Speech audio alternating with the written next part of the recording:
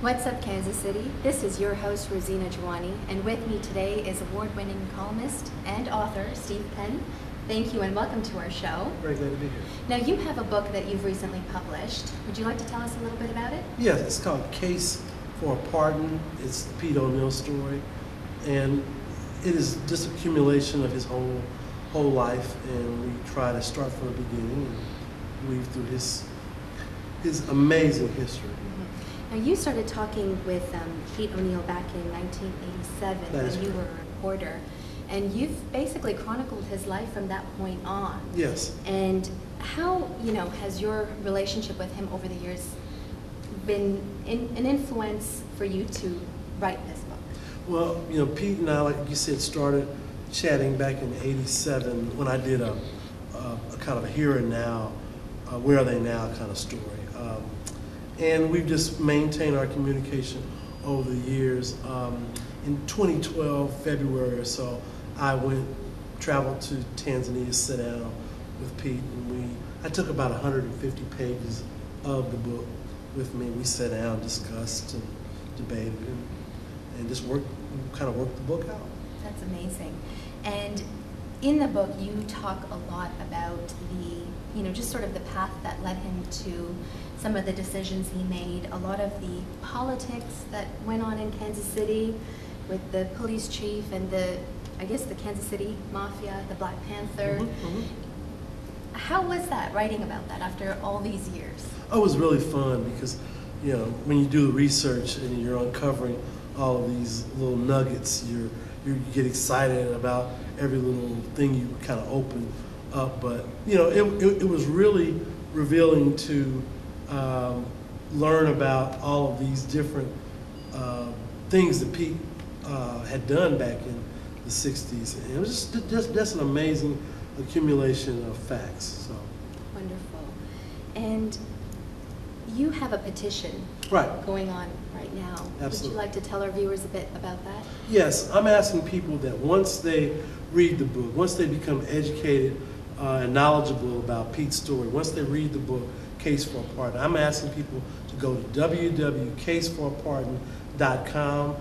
There is a petition, a drive on that website, a letter to Eric Holder. We're asking people to click on that petition and bring Pete back to Kansas City. That's wonderful. And how many years has he been in exile?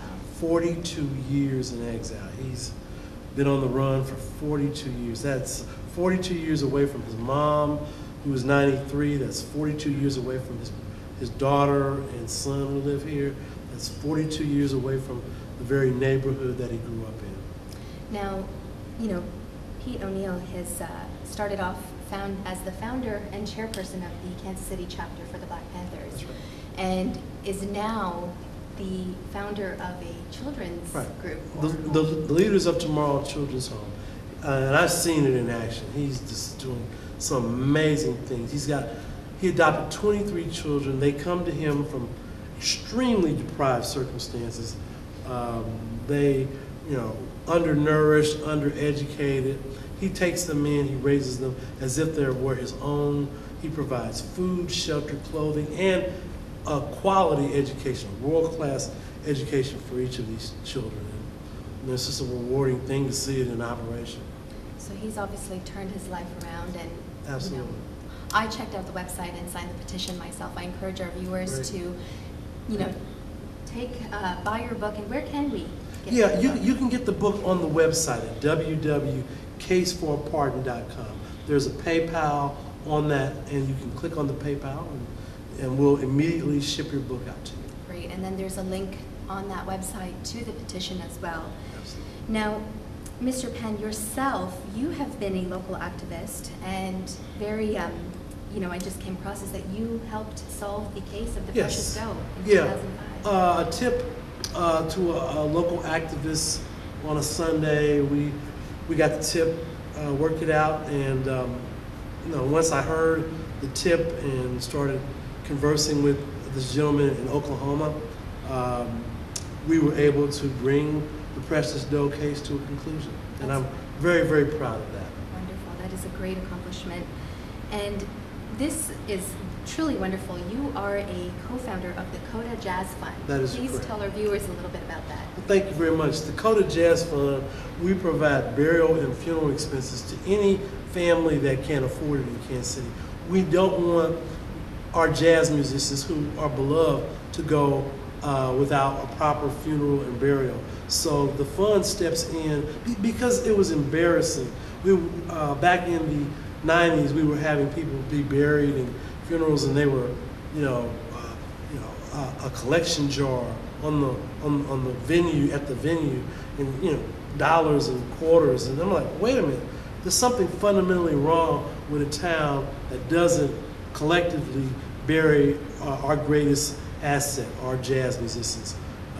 They literally put us on the map. They keep us, when you travel somewhere, people say, where are you from? Kansas City. Oh, jazz. And that keeps Kansas City on the map. And so the fund just steps in and just takes care of our jazz musicians in a proper, solemn way, and we just think that's more appropriate.